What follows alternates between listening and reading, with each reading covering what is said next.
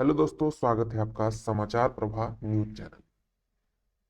आपको पता है कि बीपीएससी टीआरई 2.0 जो था सेकेंड चरण, उसका रिजल्ट सभी सब्जेक्ट का सभी क्लासेस के आ चुके हैं।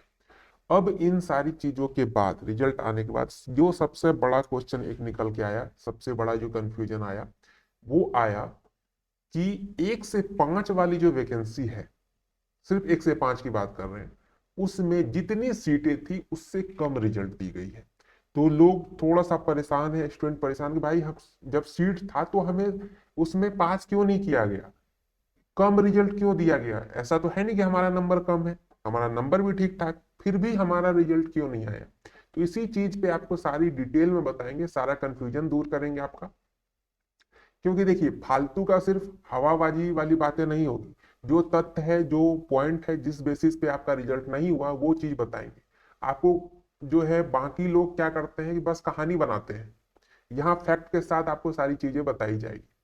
क्योंकि अभी आप देख रहे हैं, उल्टा सीधा अगर आप कहीं पे बयानबाजी करते हैं या कुछ आपको बिना जानकारी का अगर आप ऑब्जेक्शन लगाते हैं तो आपके साथ नुकसान हो सकता है। क्या नुकसान हो सकता है वो भी बताते हैं। उससे पहले चैनल पे नए हैं तो चैनल को सब्सक्राइब, वीडियो को लाइक कर दीजिए। देखिए, सबसे पहली चीज आपको ऑब्जेक्शन का मौका दिया जा रहा है, क्योंकि आप यहाँ देख सकते हैं 3 तारीख से लेकर 13 तारीख तक आप अपने पोर्टल पे जाके, जो बीपीएससी का ऑफिशियल पोर्टल है, वहां पे अपने यूजर आईडी पासवर्ड से लॉगिन कीजिएगा। वहां पे अगर आपको कोई भी समस्या है, ऑब्जेक्शन है रिजल्ट से रिलेटेड, तो आप क्या कर सकते हैं कि अपना कंप्लेन दर्ज करवा सकते हैं, एक एफिडेविट करा के आपको वो भी अपलोड करना पड़ेगा। लेकिन एक चीज आप जान लीजिए, पिछला जो वैकेंसी था 26, एडवर्टाइजमेंट नंबर 26 यानी टीआरई 1 में जिन लोगों ने ये सारी चीजें प्रक्रिया की है, उनके साथ क्या क्या हुआ आपको पता होना चाहिए। क्योंकि डेली बेसिस पे नोटिस आते हैं, उनको डिवाइड भी किया जाता है।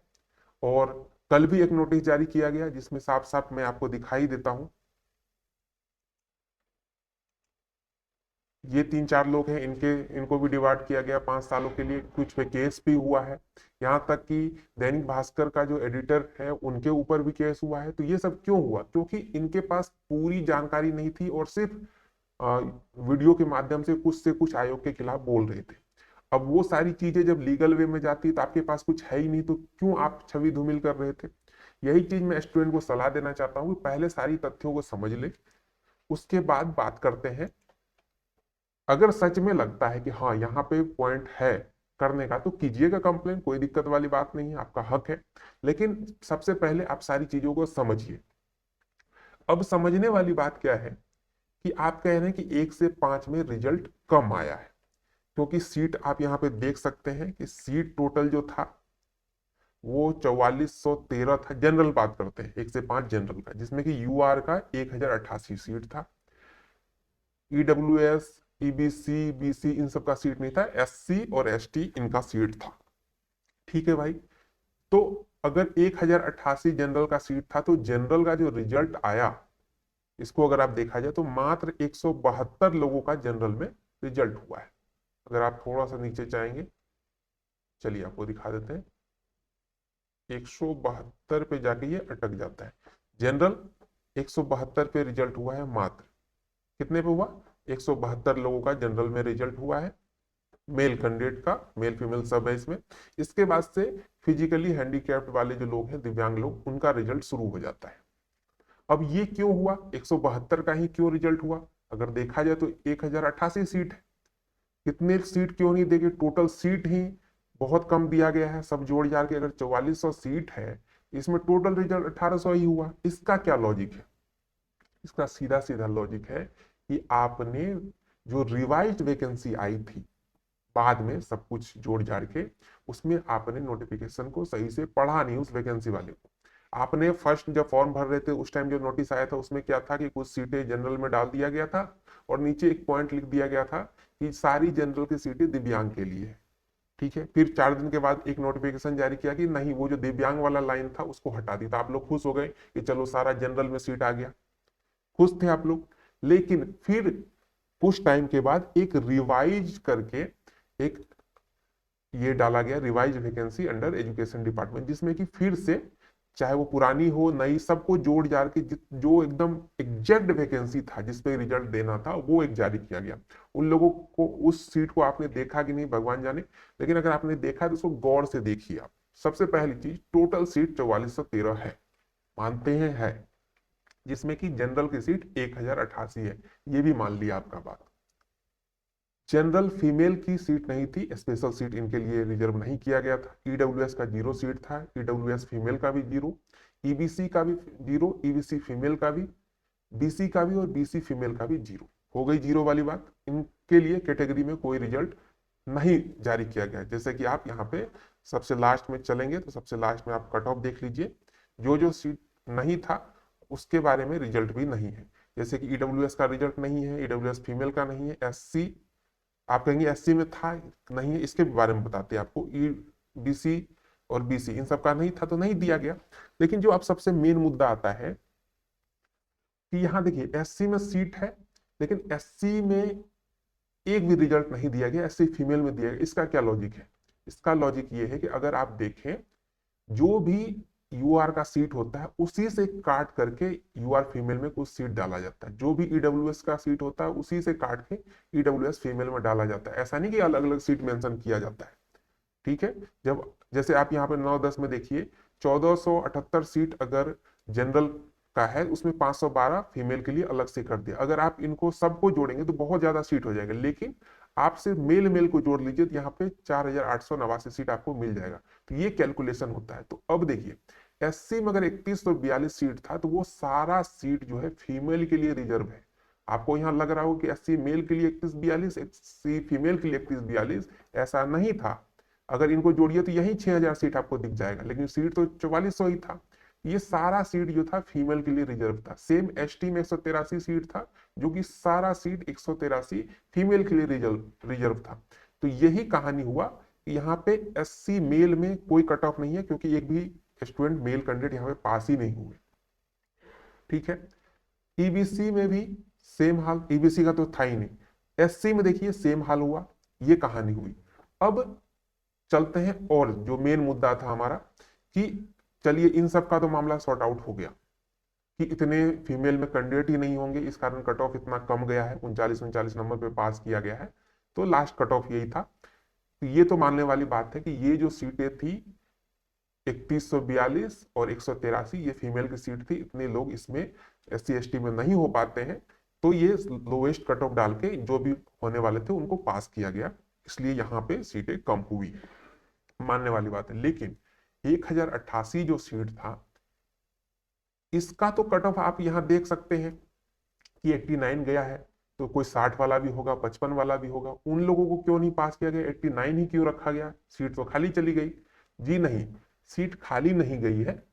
सीट खाली जनरल में किसका गया है? ये जो 1088 सीट है, इन्हीं सीट से निकलता है आपका दिव्यांग, जो फिजिकली हैंडीकैप्ड होते हैं। अगर आप इनको जोड़ें तो आप देखेंगे कि ये सारी सीटें जो है यूआर से निकलती है। आपको ये पता होना चाहिए कि इसके लिए स्पेशल सीट नहीं होता। जो टोटल 4413 है, इसी में से ये सीट है। तो वो सारी सीट कहां से निकलती है? तो जनरल कैटेगरी से ली जाती है। अब जब यहाँ पे दो वीआई कैटेगरी में है तो आप देखिए उनका कट ऑफ बढ़ गया। वीआई में अगर आप जाएंगे, देखिए वीआई का 81 गया, क्योंकि 2 ही सीट था और लोग हो सकते हैं थोड़े ज्यादा आ गए होंगे। फिर दूसरा देखते हैं हम लोग, डीडी में 323 सीट था, 323 डीडी में देखिए 39 पे लिया, क्योंकि यहाँ पे उतने लोग नहीं हुए होंगे। तो ये जो रिजल्ट हुआ है, इसमें से जितने भी रिजल्ट हुए हैं वो कहाँ से निकले होंगे? वो जनरल से निकले होंगे। तो आपका जो 1088 सीट था, ये तो लगभग ही सीट आपको फिजिकली हैंडीकैप्ड लोगों के लिए था। तो आपका सीट ही कहाँ पे 172 जो दिया गया है, वो एक तरीके से देखा जाए तो जेन्युइन। आप लोग नोटिफिकेशन देखते नहीं है, जो वीडियो बनाते हैं फालतू लोग, जिनको खुद ही नहीं पता नोटिफिकेशन में क्या लिखा हो, उनके बातों पे रह के आप पूरी रामायण सुन लेते हैं कि हमारे साथ अन्याय हुआ। अब जाइए अन्याय के खिलाफ अगर आवाज उठाइएगा, कहिएगा कि हाँ हमारा सीट लेके दूसरे को दे दिया, रिजल्ट नहीं दिया गया, एफिडेविट करके दीजिए, नेक्स्ट 2-3 साल के लिए डिवाइड हो जाइए, क्योंकि आपको खुद ही लॉजिक नहीं पता है कहाँ से मामला मैटर हुआ है। और जो लोग आपको उकसा रहे हैं उनका तो क्या ही जाएगा, वो लाख लाख रुपए कमा रहे हैं यूट्यूब से या वीडियो से, अपने कोर्स से। उनका तो काम ही है कि डेली 4 वीडियो डालना, आपको इधर से उधर बताना। लेकिन एक चीज देखिए तो सही कि मामला आखिर है क्या, क्यों ये सब सारी चीजें हुई है। ऐसा तो है नहीं कि 1000 सीट के अलावा इधर जो आपका ये फिजिकली वाला है वो अलग सीट है। जब भी फिजिकली हैंडीकैप्ड का सीट रहता है वो इन्हीं से निकलता है। तो जब यहां से सीट निकला, इनको आप काउंट करके देख लीजिए, ये 1000 से ज्यादा का सीट है। तो कुछ इससे रिजर्व कैटेगरी अगर ये जो है आपका एससी और एसटी से अगर कुछ फिजिकली हैंडीकैप्ड में के छात्र निकले होंगे तो वो सीट यहां से ले लिया गया होगा। बाकी 172 सीट उसी कारण से आपको रिजल्ट दिया गया। नहीं तो ये सारा सीट आपका फिजिकली हैंडीकैप्ड का। आपसे पुराना नोटिस देख लिए कि जो दिव्यांग वाला सीट वाला जो लाइन था वो हटा दिया गया। अरे हटाया नहीं, रिवाइज वैकेंसी में फिर वही चीज रामायण हो गई। इसके नीचे कहीं लिखा हुआ है क्या, आप देखिए कि दिव्यांग वाला जो सीट है वो सब जनरल में काउंट हो जाएगा, ऐसा लिखा है क्या कि दिव्यांग नहीं उपस्थित होगा तो हम जनरल में देकर रिजल्ट दे देंगे? नहीं लिखा है ना। अगर रिजर्व सीट 323 डीडी कैटेगरी में है, 323 इसको भरना था, जो खाली रह गया। ऐसा नहीं कि आपको सही इंसान को वहां पे भर देगा, नॉर्मल कैंडिडेट को। ये कहानी है। और आपको पता है कि इतना कहां से दिव्यांग आ जाएगा? पॉसिबल है कि अब कौन दिव्यांग, बहुत रेयर केस में 1-2 दिव्यांग मिलता है, वो भी पुराने लोग होंगे जो थोड़े बहुत कर रहे होंगे तैयारी, फॉर्म भर रहे हैं, जिनके पास डिग्री होगी वो कर रहे हैं। बाकी आज के डेट में आप ही देखिए 100 लोगों में से 1-2 लोग ऐसे दिव्यांग होते हैं जो पढ़ाई लिखाई करते हैं। तो कहाँ से इतना सीट भरेगा?